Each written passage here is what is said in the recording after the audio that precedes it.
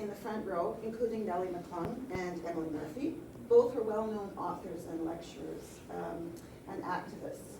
And there were delegates from a large number of organizations, including the Equal Franchise League, the Women's Christian Temperance Union, the Rebecca Lodges, Women's Industrial Society, the Jewish Women's Society, and the Imperial Order Daughters of the Empire. An unusual sight in the chamber that day, for the first time ever, were babes in arms described in the press. So eager were their mothers to witness this moment in history. And the bill was passed with only one dissenting vote. Alberta was the last of the Prairie provinces to pass equal franchise legislation, but it all happened that same year on the Prairies, 1916, beginning with Manitoba in January. The Western provinces were also the first in Canada.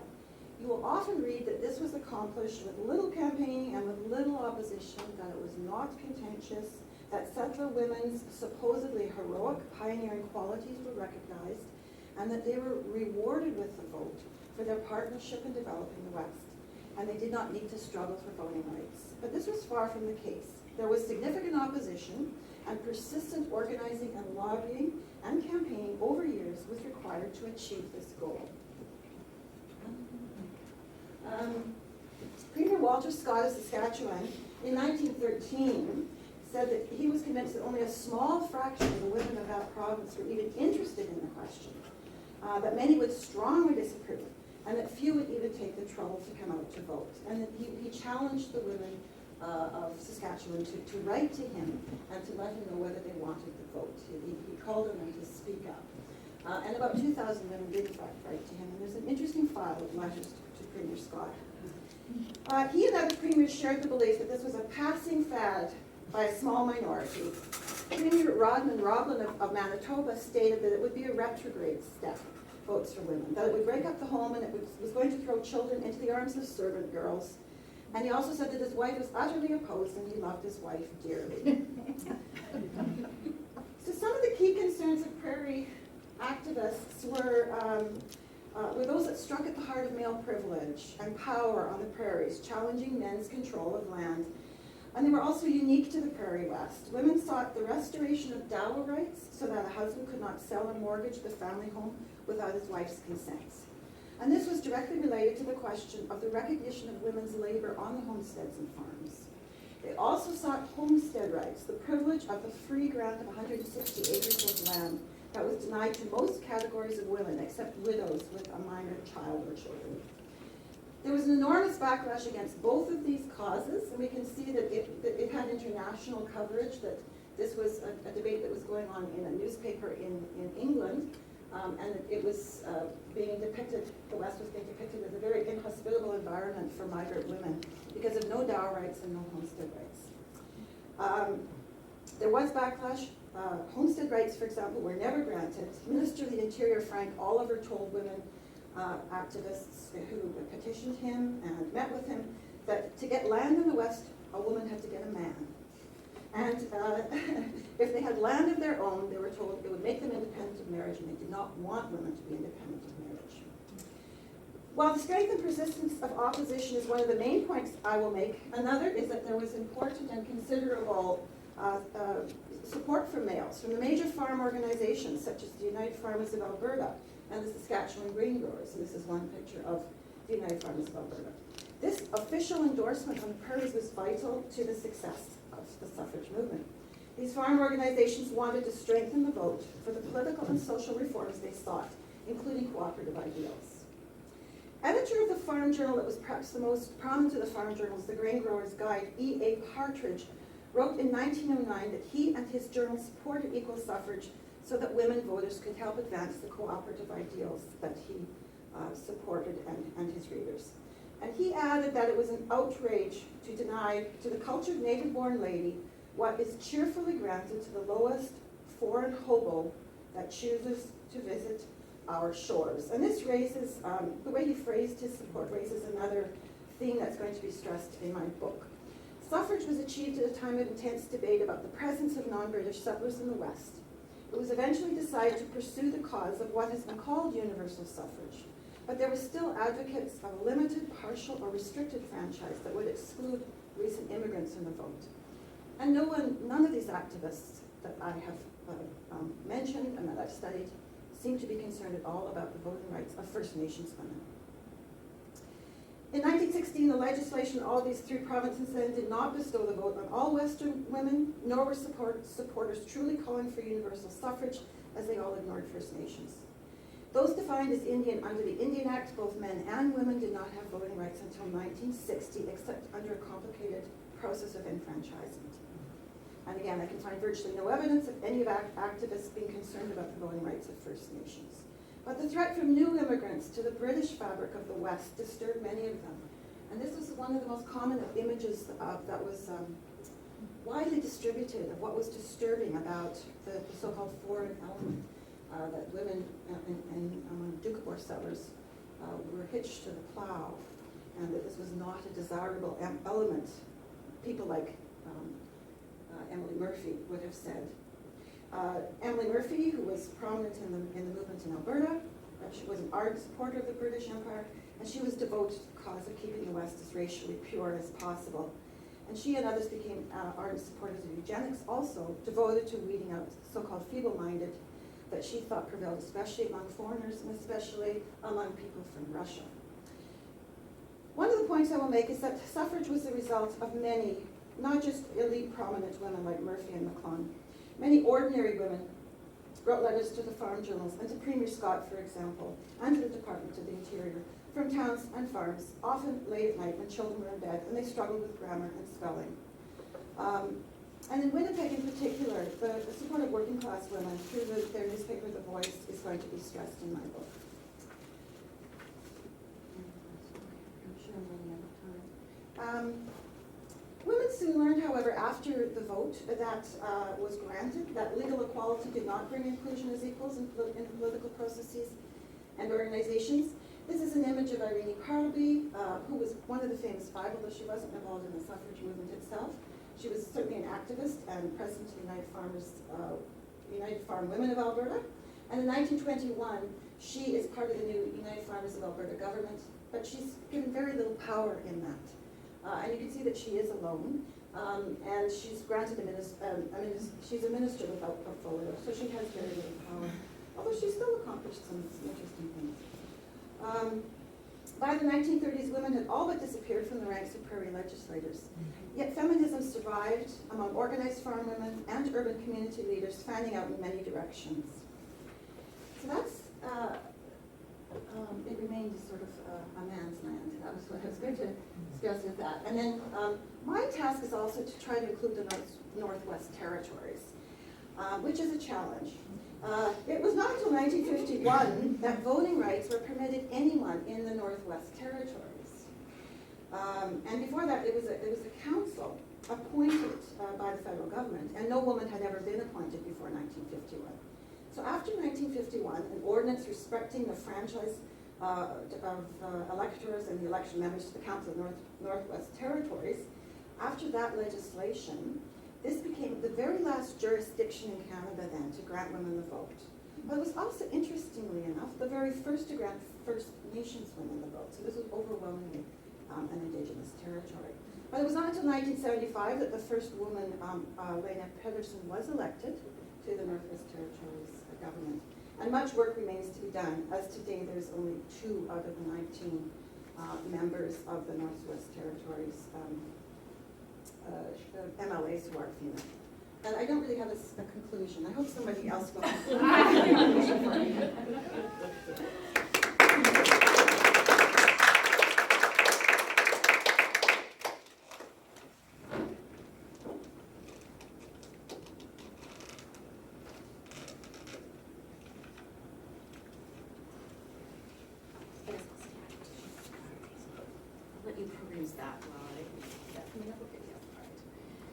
I'm not going to go through this list, but in case you wanted to know why women should get the vote in BC, there's a really nice long list. They're lonely, they're suffering, and they're toiling very hard, and they've been freed from slavery elsewhere. So my job for this collection is to work on the history of suffrage in British Columbia and the Yukon, and I'm getting a crash course in BC history as a non-BC historian, and it's been really, really fascinating. So I'm looking forward to anything that feedback that people have to give me. So it may not surprise most of you who study the history of BC to learn that there has been very little attention paid to the topic by Canadian historians. BC has been portrayed as backward and insular, a charge in this case that doesn't really seem to hold up to the evidence. Some of the main themes in BC suffrage history are similar to that of the other provinces, and so you'll hear some common themes today. But there are also some regional differences that I'm hoping to pick up on and play out in this book. So the particular patterns of white settler colonialism, economic development, and anti-Asian policies in the province. Just to set the context, debates over suffrage appear as early as 1871 in BC, so the same year that BC enters Confederation, when American suffragist Susan B. Anthony comes to Victoria for a series of talks. The Women's Christian Temperance Union endorses women's suffrage in 1885, and the suffrage-focused political equality leagues of Victoria and Vancouver are founded in 1910 and 1911, respectively. So one of the main themes of the book will be placing the history of suffrage in the context of colonialism, Britishness, and white settler society. And I'm going to show you one of the more ironic images I've found so far. So after women, the referendum for women's enfranchisement passes in 1916, we have this cartoon in the Vancouver Daily Sun with the irony of Miss BC being represented by an Indigenous woman, extending the arms of welcome to BC womanhood, welcoming them into the story of full citizenship when they themselves did not have the right to vote. So I thought that was a particularly ironic cartoon. In BC, the gender imbalance in the settler community, the high male to female ratio, led to concerns about the reproduction of the colony, which means that white settler women were celebrated as the bringers of civilization to the West. Furthermore, the racial politics of BC play out against long-standing anti-Asian politics and policies regarding Japanese, Chinese, and South Asian peoples. So who was considered a citizen and who was allowed to vote differed depending on whether the franchise in question was municipal, provincial, or federal. And explicit exclusions are constantly changing over time according to property status, race, marital status, military service, and gender. So it's hard to even keep track of who's getting the vote and losing the vote at various points in time. And part of the project will just be tracing that. So suffrage campaigns are perhaps best thought of in a broad context, extending back to the earliest days of British Columbia, but extending forward, at least provincially, until the late 1940s, when after the Second World War, in much organized protest, Indigenous, South Asian, Chinese Canadian, and Japanese Canadian men and women are provincially enfranchised, and Indigenous people are not federally franchised, as I mentioned. So just to give you one example, I mean, a part of the project is tracing some of these stories. Just one example, the Native Voice newspaper published by the Native Brotherhood of BC in the 1940s pushes for voting, land, and fishing rights within Indigenous communities and documents examples of Indigenous women organizing voting registration activities across the province in the 1940s. And there is important recovery history work to be done here, especially in regard to prominent Indigenous women like Ellen Neal, who I have a picture of here, who is perhaps best known as a Northwest Coast carver. You can see some of her work in Stanley Park, and she's actually, the more I read about her, the more interesting she gets. She's really an important figure in the Native arts movement in British Columbia and also internationally, but she's also a political organizer for the enfranchised movement in British Columbia. Some preliminary research done by others suggests that there are small amounts of reform and suffrage activism by both Chinese Canadian and African Canadian women in Victoria. And I'll come back and just give you one example of that in a moment. Historians have shown that the project of suffrage was local, national, and transnational, and suffragists in BC placed themselves within a larger community in North America, the British Empire, and also a little bit in the Trans-Pacific, which is what's interesting about British Columbia. So speakers came here to BC from Britain, the United States, to give talks and go on speaking tours. BC newspapers reported on activities, successes, and failures worldwide, and the North American press, in turn, reported on suffrage activities in British Columbia.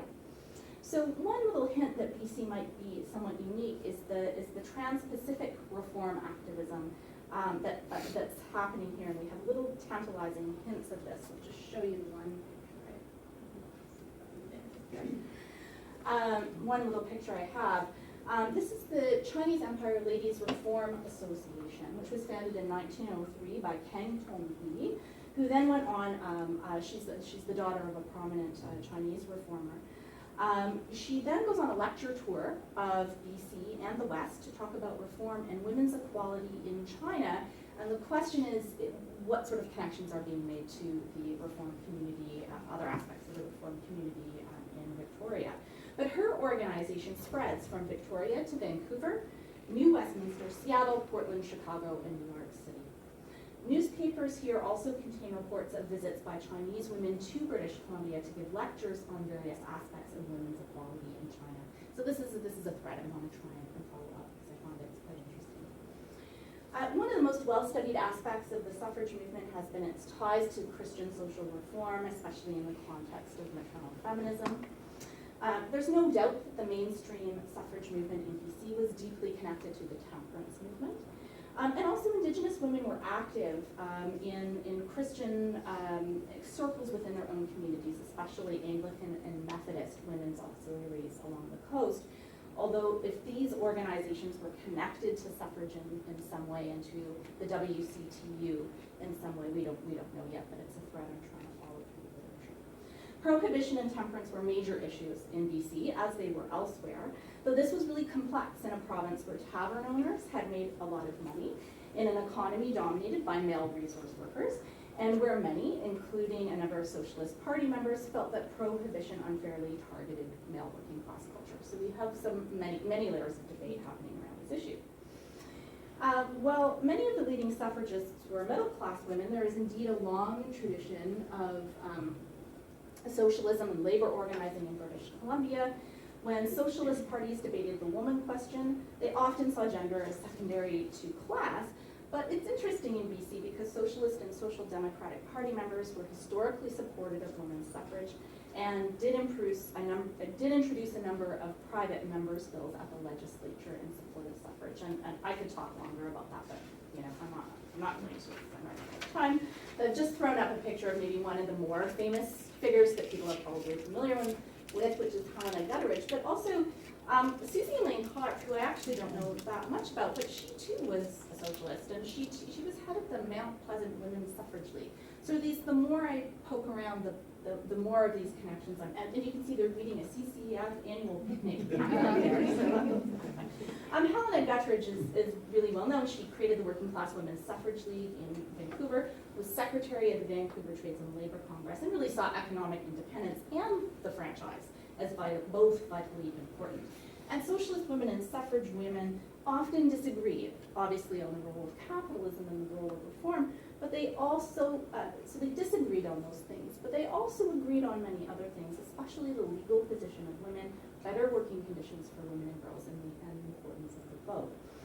So I'll just end by noting that suffrage tactics were both varied and creative.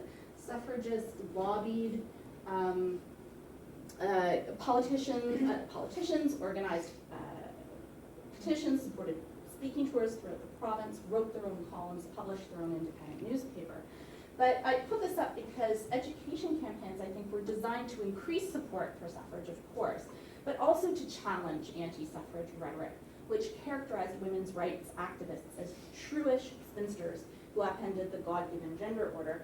And this is interesting, and this isn't a Vancouver paper, but it's kind of suggesting, my wife's a suffragist, she's off in jail, and the home is destroyed, everything's flowing over, very common themes in anti-suffrage posters.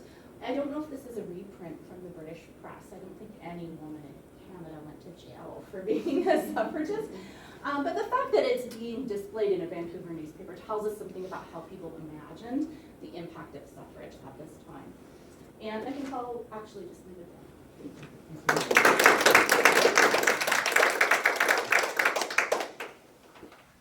Okay, my turn. I think that I will stay here since I have no PowerPoint to show you.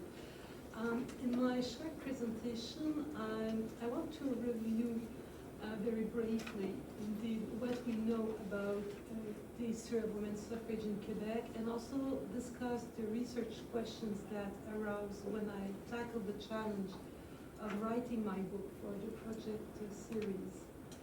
I would like to start by pointing out that the history of women's suffrage in Quebec is really quite ironic, because it began far earlier than others, then ended much later.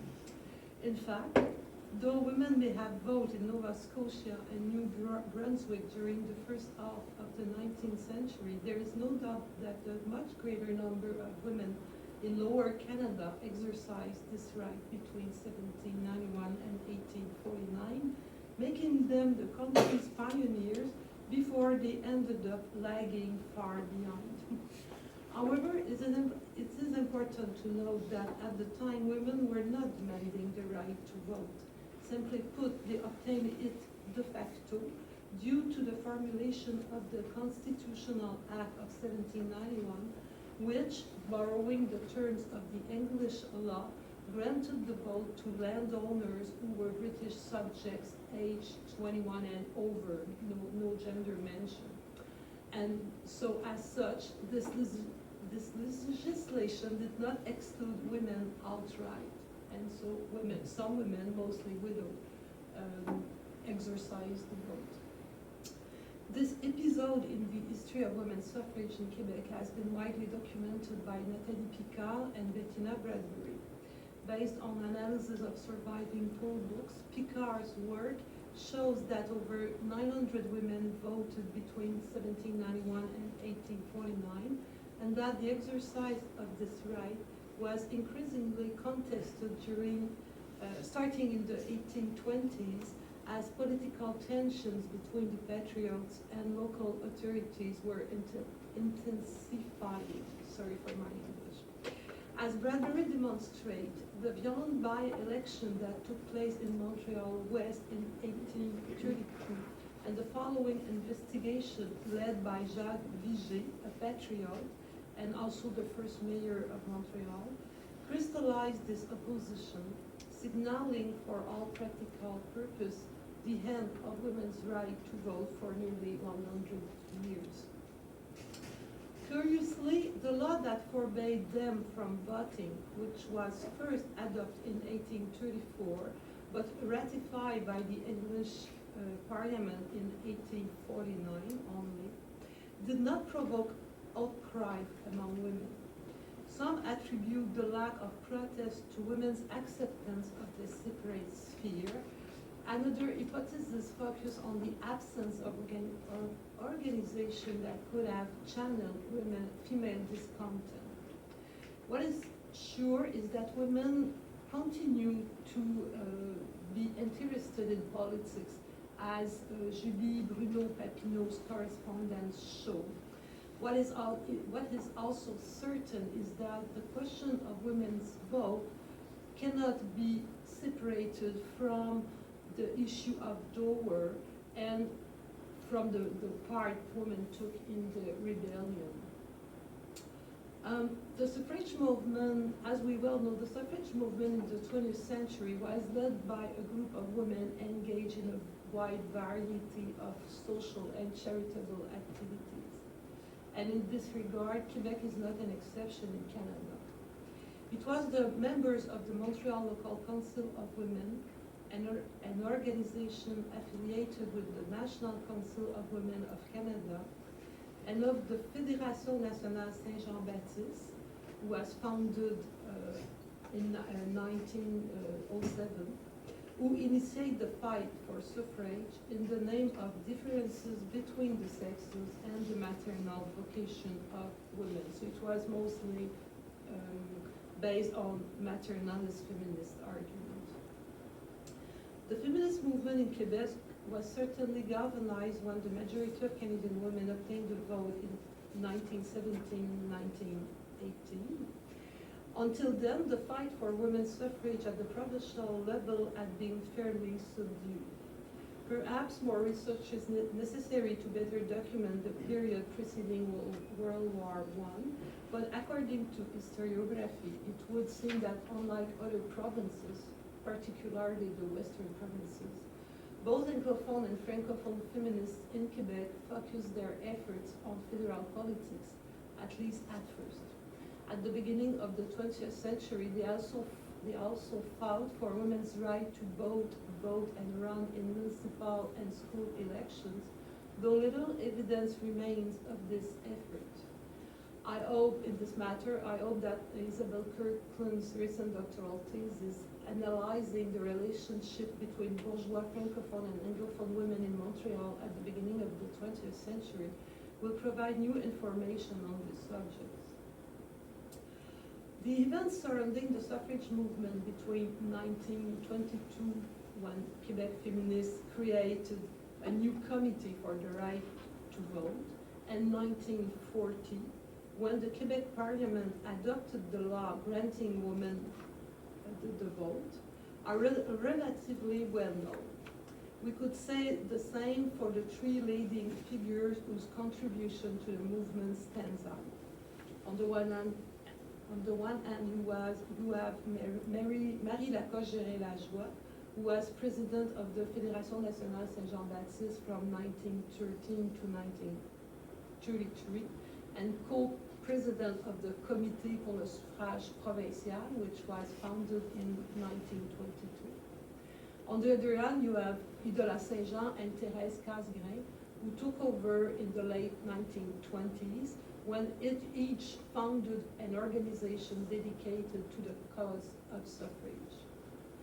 Much has been written about the fierce opposition to women's suffrage by both secular and non-secular conservative Francophone nationalists and much of the political class, as well as about the sexist and even misogynistic remarks many parliamentarians during the 12 or so debates on women's suffrage at the Legislative Assembly during the many parliamentarians made during the debate on women's suffrage at the Legislative Assembly during the 20s and 30s.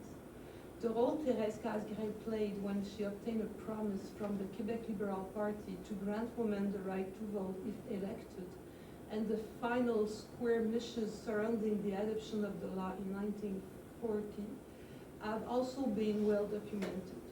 More recently, Yolande Cohen and Chantal Mailly demonstrate that even after it withdrew from the movement, the Fédération Nationale Saint-Jean-Baptiste continued to advocate for women's right to political citizenship, notably through the civic training courses it organized in the 20s to better prepare women to vote in federal elections. Despite these writings, some gray areas persist. For example, I believe not enough attention has been paid to the female adversaries of women's suffrage. For instance, members of the Cercle des Fermières were vehemently opposed to the right to vote and signed petitions and published texts on the subject in their magazine. Would a new analysis of their point of view bring fresh understanding to the history of suffrage in Quebec? In particular, it would allow us to differentiate between their motivations to those of the Catholic Church, a leader in the opposition to women's suffrage in Quebec, and with which the Cercle were generally associated. It would certainly be worthwhile to revisit these sources to see what could be gathered. Regardless of the result of this exercise, I believe that their position should be better incorporated in the history of women's suffrage in Quebec, since these groups undeniably took part in this history and gathered many women, many more than, for example, the Fédération Nationale Saint-Jean-Baptiste. Moreover, very little work on the history of women's suffrage in Quebec has addressed the point of view of working class women, other than to mention that Idola Saint-Jean, more radical than Gérin-Lajoie or Casgrain, want to rally them to the cause. Feminist historians would surely not have neglected to consider working women's reactions at these latter being easily accessible. Though we must perhaps be resigned to the absence of working class women's perspectives from the history of women's suffrage, at least in Quebec, we can still ponder their position and make some hypotheses. For example, it is possible that the majority of female factory or office workers did not identify with the struggle led by the bourgeoisie, despite the fairly isolated effort of Saint-Jean. The class difference and the paternalistic and even disdainful attitude of bourgeois feminists toward working class women probably did not help to rally them to the cause. We can also presume that the economic crisis of the 30s, during which the fight for suffrage in Quebec peaked, would have widened the gap between the two groups, since working class women would have been most concerned about their family survival. We may never be able to confirm these hypotheses, yet it seems to me that this question, which brings us back to class division, should play a more prominent role in the subject of more in-depth and be the subject of more in-depth analysis. If not, if we completely overlook the quasi-absence of working class women in this struggle, as we generally do, we maintain the impression that the question of women's suffrage only rightfully concerned a minority of affluent women. The indifference or even opposition of certain women's group, working class women, farming women, to female suffrage is reminiscent of Aboriginal women's attitude toward the vote, which they never demand even if their case is obviously completely different than that of white women. Nevertheless, is there a connection? In any event, I find it striking to see that overall large segments of the female population were uninterested in the suffrage movement or even completely rejected the right to vote, even if for entirely different reasons. This observation calls for a better contextualization of the importance of women's political citizenship according to the era, backgrounds, and power relationships that run through a society. An analysis comparing women's suffrage movement in Quebec with those in France and Belgium, two Catholic countries in which the civil code governed gender relationships and where women vote even later than in Quebec, could help us break free from the currently accepted narrative of Quebecois exceptionalism in North America. What's more, the right to vote should not be viewed as an end in itself. Indeed, a history of women's suffrage, in my view, should take the electoral battles of the first female candidates into account, whether or not they were elected. The first women to take office should also be considered, particularly in terms of their position on women and feminism. Marie-Claire Kirkland-Casgrain may have gone down in history books as the first woman elected to the Legislative Assembly in Quebec in 1961, and for her major role in passing the 1964 law ending the legal incapacity of married women. I have yet to see analysis of her political campaign or reaction to her appointment as cabinet minister. The same applies to the few women elected subsequently in the 1970s. The first one was Lise Bacon. She was the only one who was elected in the